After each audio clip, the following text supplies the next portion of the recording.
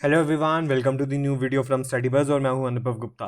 तो यार, अगर आप एक एमबीए एस्पिरेंट हो और आप इस साल कैट एग्जाम के लिए और अपकमिंग सारे एग्जाम्स के लिए अपीयर करना चाहते हो तो भाई आज की वीडियो आपके लिए बहुत इंपॉर्टेंट होने वाली है कि क्या अब आपको यहाँ से अपनी अप्रोच फॉलो करनी चाहिए। आप बिगिनर हो, आप रिपीटर हो, क्या क्या चीज़ें आपको करनी चाहिए, इन सब चीज़ों के बारे में हम डिस्कस करेंगे। इसके अलावा हमारा एक नया लाइव बैच भी आ रहा है, अगर आप उसमें भी एनरोल करना चाहते हो तो उसकी भी डिटेल्स हम डिस्कस करेंगे। वीडियो को एंड तक जरूर देखना, बहुत इंपॉर्टेंट इन्फॉर्मेशन मिलने वाली है। तो चलिए शुरू करते हैं।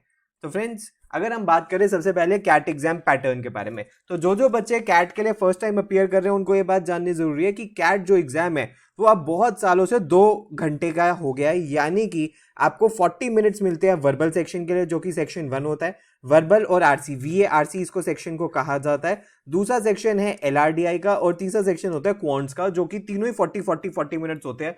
ना ही 40 मिनट से पहले आप इसको शिफ्ट कर सकते हैं, ना ही आप इसको सबमिट कर सकते हैं। नंबर ऑफ क्वेश्चंस एक दो ऊपर नीचे हो सकते हैं, समटाइम 66 होंगे, समटाइम्स हो सकता है 68 भी हो जाएं। तो रफली आप ये मान के चलिए कि 66 67 क्वेश्चंस के आसपास आपको देखने के लिए मिलते हैं। तो अगर आप कैट एग्जाम के लिए तैयारी कर रहे हो तो आपको इन्हीं 3 सेक्शंस के ऊपर फोकस करना है। यानी कि आपको वीआरसी के ऊपर फोकस करना है, आपको एलआरडीआई के ऊपर फोकस करना है, एलआरडीआई के अंदर भी आपको हायर एलआरडीआई के ऊपर फोकस करना है। यहाँ पे आपको बेसिक टाइप ऑफ क्वेश्चंस देखने के लिए नहीं मिलते। CAT is known for its higher LRDI. और क्वांट्स में भी आपको, क्वांट्स में बेसिक क्वांट्स भी पूछी जाती है, लेकिन हायर क्वांट्स पे भी काफी फोकस रहता है। कॉम्प्लेक्स क्वेश्चंस के ऊपर भी काफी क्वेश्चंस रहता है। एलओडी लेवल ऑफ डिफिकल्टी 2 और 3 के ऊपर काफी फोकस रहता है। तो इन सारी चीजों का क्या क्या बेसिकली सिलेबस भी है, क्या क्या चीजें आपको करनी चाहिए, इसके बारे में भी हम आगे डिस्कस करने वाले हैं। लेकिन फ्रेंड्स, इससे पहले हम आगे चले, एक बात आपको जानने की जरूरत है। देखो, हो सकता है हर एक बच्चे को कैट एग्जाम के बारे में पता है, क्योंकि कैट एग्जाम से आप कॉलेजेस में एंटर करते हो, like IIMs, like FMS, like SP Jain, like MDI. But CAT एक लौता एग्जाम नहीं है। आपको सारे एंट्रेंस एग्जाम्स में, सारे एमबीए कॉलेजेस के लिए आप और भी एग्जाम्स के लिए अपीयर कर सकते हो, जिससे कि आपके रास्ते और खुल जाते हैं। फॉर एग्जाम्पल, जैट के थ्रू आप एक्सएलआरआई में जा सकते हो, आईएमटी में जा सकते हो, और बहुत सारे कॉलेजेस ऐसे हैं जो कैट और जैट स्कोर दोनों लेते हैं। मान लीजिए due to some reason CAT का एग्जाम अच्छा नहीं गया, लेकिन जैट का एग्जाम अच्छा चला गया, तो जैट के थ्रू आपको इंटरव्यू की कॉल आ जाएगी।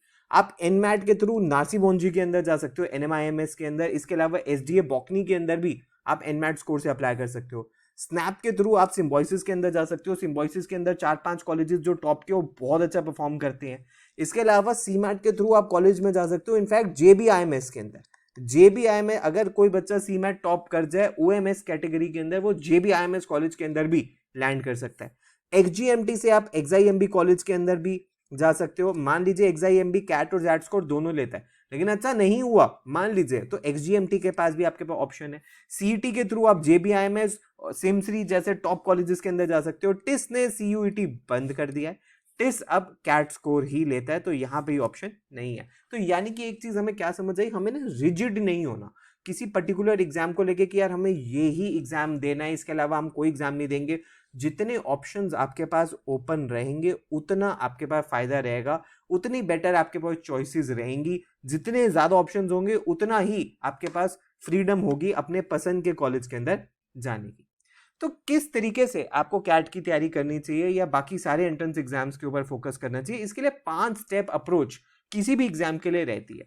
सबसे पहले बिल्ड कॉन्सेप्ट होने चाहिए। देखो, कैट के अंदर हो चाहे जैट के अंदर हो, कोई भी एग्जाम, अगर आपके कॉन्सेप्ट स्ट्रॉन्ग नहीं है, आपको फॉर्मूले नहीं आते, तो आप क्वेश्चंस नहीं कर पाओगे। अगर आपको एलआर का नहीं पता सेट किस तरीके से अप्रोच करना है, डीआई का नहीं पता कि किस तरीके से आपको डेटा को इन्फर करना है, और वीआरसी के अंदर आपको नहीं पता कि यार आपको रीडिंग किस तरीके से करनी है, तो नहीं हो पाएगा। तो you need to start with basics, you need to start with fundamentals, you need to start with formula, और उसके बाद आप प्रैक्टिस के ऊपर जाएंगे। आप स्टार्ट करेंगे सबसे पहले लेवल ऑफ डिफिकल्टी 1, फिर उसके बाद जब हो जाएगा फिर आप जाओगे एलओडी 2, फिर 3, और फिर हो सकता है आप 4 के ऊपर भी जाना चाहो। तो यानी कि practice which makes any man perfect.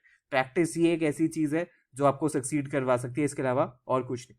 फिर जब आप स्टार्ट करोगे, हो सकता है आपको टाइम बहुत ज्यादा लग रहा होगा, बट बट विद प्रैक्टिस आपकी स्पीड इंप्रूव होने लग जाएगी।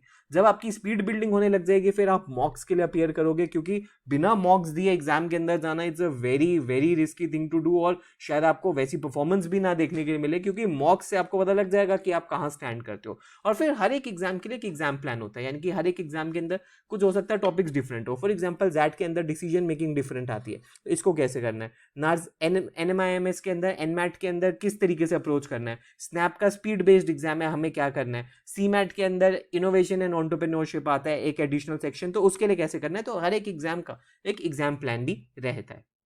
अगर हम बात करें कि क्या क्या पूछा जाता है, तो एक मोटा मोटा आइडिया लगाएं तो क्वांट्स के अंदर आपको अरिथमेटिक पूछा जाता है। अरिथमेटिक के अंदर ये सारे टॉपिक्स आपकी स्क्रीन के सामने है। आपसे नंबर सिस्टम मॉड्यूल 2 में पूछा जाता है, आपसे ज्योमेट्री पूछी जाती है, आपसे एल्जेब्रा पूछा जाता है, आपसे मॉडर्न मैथ्स पूछे जाते हैं। ये सारे के सारे जो सब्जेक्ट्स हैं, ये सारे के सारे जो टॉपिक्स हैं आपकी स्क्रीन के सामने है। लेकिन अब इनको करना कैसे है। देखो, अगर हम किसी भी हेवायर अप्रोच में करने के लिए इनको कोशिश करेंगे तो शायद हमें डिजायर्ड रिजल्ट्स ना मिले। तो इसके लिए एक पर्टिकुलर स्ट्रैटेजी है। सबसे पहले बेसिक्स बिल्ड करिए। चाहे मान लीजिए आपने टाइम एंड वर्क ही क्यों नहीं उठाया, तो टाइम एंड वर्क के आपने बेसिक्स बिल्ड कर लिए कि किस तरीके से टाइम एंड वर्क के फॉर्मूला है, किस तरीके से क्वेश्चंस पूछे जाते हैं।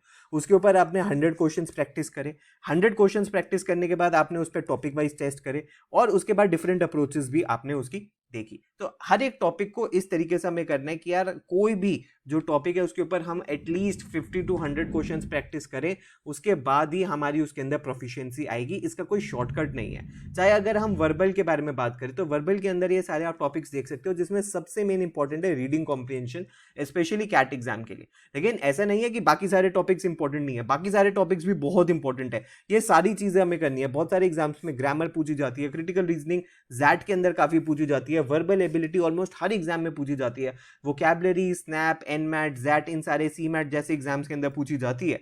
तो यहाँ पे भी हमें बेसिक बिल्ड करने के साथ साथ डेली न्यूज़पेपर या रीडिंग हैबिट बनानी है, क्योंकि जब तक हमें रीडिंग की स्किल डेवलप नहीं होगी तब तक हम RCs को नहीं कर पाएंगे। और डेली एटलीस्ट हमें 1 से 2 RC और 5 VA के क्वेश्चन प्रैक्टिस करने ही करने हैं, और टाइमर बेस्ड। देखो, RC अगर आपको 25-30 मिनट मिल जाए तो आप तो बिल्कुल सॉल्व कर लोगे, लेकिन उसको कैसे with in 7 minutes, with in 6 minutes, with in 8 minutes करना है, वो तभी हो सकता है जब टाइमर बेस्ड अप्रोच को हमने सीखा हो। सिमिलरली LRDI के बारे में अगर हम बात करें तो basic LR, advance LR, data interpretation, advance DI, abstract reasoning, जो कि CET एग्जाम्स के अंदर पूछी जाती है, सारी चीजें आपको सीखने की जरूरत पड़ेगी। इसके लिए भी हमें डेली 2 सेट प्रैक्टिस करने पड़ेंगे, एक LRDI का, एक वर्बल का। इसके अलावा पिछले 5 साल के पेपर्स भी हमें देखने पड़ेंगे, क्योंकि हमें पता लग जाएगा कि यार कैट में एक्चुअली में पिछले 5 साल में क्या पूछा जाता है, क्या हम वो कर पा रहे हैं या नहीं कर पा रहे। और ऐसा नहीं है कि क्वेश्चंस रिपीट होंगे, लेकिन पैटर्न जरूर पता लग जाता है। एंड टाइम बेस्ड, क्योंकि DI का जो सेट है हो सकता है 2 घंटे में आप पूरा सॉल्व कर लो, लेकिन उसको 10 मिनट में कैसे सॉल्व करना है वो हमें सीखना है। तो उसके लिए हमारी एक स्ट्रैटेजी भी रहती है कि यार हम सबसे पहले बेसिक सेशंस के ऊपर फोकस करते हैं। किसी भी टॉपिक के ऊपर हम बेसिक से स्टार्ट करते हैं, उसके बाद स्पीड बेस्ड ट्रिक्स आपको सिखाई जाती हैं, डिफरेंट टाइप ऑफ क्वेश्चंस आपको करवाए जाते हैं। उसके बाद जब ये सब हो जाता है तो हम एडवांस वर्कशॉप्स करवाते हैं, जो कि स्पेसिफिक एग्जाम को टारगेट करती है। खासकर कैट एग्जाम के लिए 30 डे की हम वर्कशॉप्स करवाते हैं, जिसके अंदर डेली ऑलमोस्ट 3 आवर्स की आपकी क्लास होती है, जिसके अंदर हम हायर लेवल क्वेश्चंस करते हैं। और उसके बाद इवैल्यूएशन भी करते हैं, यानी कि आपको बहुत सारे topic wise test, sectional mocks, full length mocks दिए जाते हैं, जिससे कि हम बेसिकली ये देख सके कि आपकी परफॉर्मेंस कैसे आ रही है, कौन कौन सी जगहों पे आप वीक हो और कौन कौन सी जगहों पे इंप्रूवमेंट की जरूरत है, क्या आपका स्वॉट एनालिसिस है, क्या आपकी स्ट्रेंथ्स है और क्या आपकी बेसिकली वीकनेसेस हैं। तो इसके लिए बेसिकली हमारा जो 250 डेज का एक्शन प्लान क्या रहना चाहिए कि 15 अप्रैल से 15 सितंबर पे हमारा फोकस होना चाहिए कि हर एक टॉपिक को हम बेसिक से लेके एडवांस लेवल तक करें, जिसके अंदर हम बुक सॉल्विंग करें, टॉपिक वाइज टेस्ट करें और हर एक टॉपिक के ऊपर अपनी प्रोफिशिएंसी बना लें, अपने नोट्स बना लें। उसके बाद सितंबर अक्टूबर के अंदर हम रिवीजन करें, सेक्शनल एंड फुल लेंथ मॉक्स थे। उसके बाद हमारी अक्टूबर टू नवंबर 30 डेज की कैट रिवीजन वर्कशॉप्स होती है, जिसके अंदर 30 डेज रेगुलर आपकी क्लासेस होती हैं। उसके बाद हम नवंबर और फरवरी के अंदर अपने सारे एग्जाम्स के लिए अपीयर करेंगे, चाहे कैट है, जैट है, स्नैप है, एनमैट है, सीमैट है, CET है, SRCC है। उसके बाद फरवरी एंड मार्च के अंदर हम GDPI वैट की वीडियोस के थ्रू अपनी प्रैक्टिस करेंगे, ताकि हर एक कॉलेज का जब सब्सिक्वेंट राउंड होगा उसके अंदर हम अपना बेस्ट परफॉर्म कर सकें। सो इसके अंदर आप देख सकते हो कि यार आपको बेसिकली क्या मिलने वाला है। सबसे पहले तो आपको लाइव क्लासेस मिलने वाली है जो कि 4 to 5 डेज पर वीक होंगी, रात में 9 से 11 का टाइम रहता है। बुक सेट आपके घर पे कोरियर के थ्रू भेजा जाएगा। एक पोर्टल प्रोवाइड किया जाएगा जहां पे आपको topic wise test, assignments and mocks provide करे जाते हैं। आपके लिए डाउट्स एंड जीडीपीआई के लिए हमने video recordings and doubt forum बनाया जहां पे आप कितनी भी डाउट्स अपने पोस्ट कर सकते हो। इसके अलावा आपको कैट रिवीजन की वर्कशॉप्स मिलेंगी और हर एक एग्जाम का एक एग्जाम प्लान मिलेगा कि हर एक एग्जाम को स्पेसिफिकली आपको किस तरीके से टारगेट करना है। तो इसके लिए जो हमारा अचीवर्स बैच है, लाइव ऑनलाइन बैच, वो 15 अप्रैल से स्टार्ट हो रहा है और 30 नवंबर तक ये चलेगा। 31 मार्च 2026 तक इसकी रिकॉर्डिंग्स रहेंगी। लाइव ऑनलाइन क्लासेस रहेंगी 4 to 5 डेज पर वीक, रात में 9 से 11 इसकी क्लास होती है। 1 मंथ की कैट रिवीजन वर्कशॉप्स इसके अंदर बिल्कुल फ्री है, जो बाकी सारे बच्चे पेड बेसिस पे ज्वाइन करते हैं। डेली असाइनमेंट्स मिलते हैं, कंप्लीट स्टडी मटेरियल मिलता है, 11 बुक्स आपके घर पे कोरियर से भेज दी जाती हैं।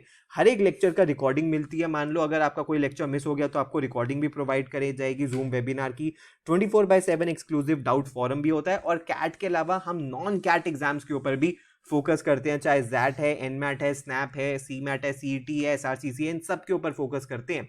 इसके अलावा कुछ इंपॉर्टेंट फीचर्स भी है कि हमने इसको पर्सनलाइज अटेंशन के लिए सिर्फ 25 स्टूडेंट्स का बैच बना रहे हैं। 24/7 डाउट फोरम मिलेगा। Basic to advance CAT level के एक्चुअल क्वेश्चंस हम क्लास में प्रैक्टिस करने वाले हैं।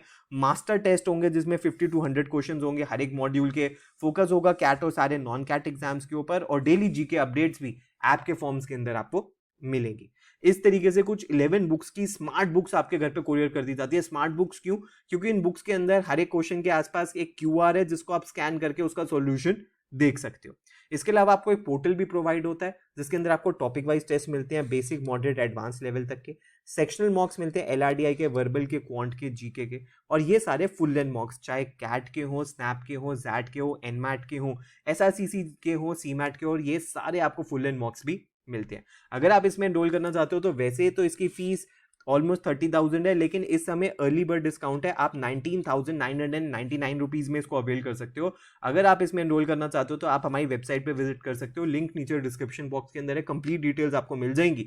वहां जाके आपको फी पे करनी है और आपकी एनरोलमेंट हो जाएगी। तो भाई हमारी जो टीचिंग मेथोडोलॉजी है उसके अंदर हम कॉन्सेप्ट क्लैरिटी के ऊपर फोकस करते हैं, वेराइटी ऑफ क्वेश्चंस कराए जाते हैं, स्पीड बिल्डिंग के ऊपर फोकस रहेगा कि भाई एडवांस वर्कशॉप से किस तरीके से आपकी स्पीड बिल्डिंग कराई जा सके, एंड टेस्ट टेकिंग स्ट्रैटेजी के ऊपर भी आपका हम फोकस करते हैं कि सेक्शनल एंड फुल लेंथ मॉक्स को किस तरीके से आपको देना है जिससे कि आप राइट स्ट्रैटेजी बना सको। तो जूम वेबिनार के थ्रू आपकी क्लास होती है। इस तरीके से एक्शन प्लान आपको दिया जाएगा। रिजल्ट आप हमारे देख सकते हो, ऑलमोस्ट बहुत ही अच्छा बच्चों ने परफॉर्म किया है, चाहे कैट के हों, चाहे बाकी सारे एग्जाम्स के हों, चाहे जैट के हों। तो अगर आप भी अपना नाम इस वॉल ऑफ फेम में चाहते हो और एक अच्छे एमबीए कॉलेज में इस साल लैंड करना चाहते हो तो भाई आप ज्वाइन कर सकते हो। लिंक आपको नीचे डिस्क्रिप्शन बॉक्स के अंदर मिल जाएगा। कोई क्वेरी है तो आप हमें व्हाट्सएप ईमेल भी कर सकते हो। So thanks a lot, all the best, God bless you.